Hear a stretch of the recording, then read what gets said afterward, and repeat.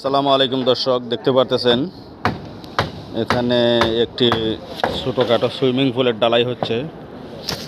অনেকেই আপনারা প্রশ্ন করে থাকেন যে সুইমিং পুলের ঢালাই কিভাবে দেওয়া হবে, সুইমিং পুল কিভাবে তৈরি করা হবে ছাদের উপরে।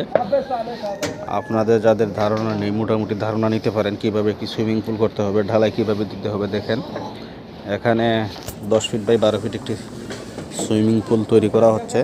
এই যে দেখতেছেন, এখানে প্রথমে আপনার ছাদের উপরে আপনার 3 ফুট উঁচু করে ঢালাই দেওয়া হয়েছে। ঢালার উপর থেকে আবার আরসিসি ঢালাই দিয়ে সুইমিং পুলটি তৈরি করা হচ্ছে। এই যে দেখেন, এটার এক পাশে আপনার ইটের গাঁথুনি এবং মাঝখানে 2 জালির রড দেওয়া হয়েছে। এখানে এখন আরসিসি ঢালাই দেওয়া হবে। এই যে দেখতেছেন, এখানে আমরা লাইটিংয়ের জন্য ইলেকট্রিকের পাইপও দেওয়া হয়েছে।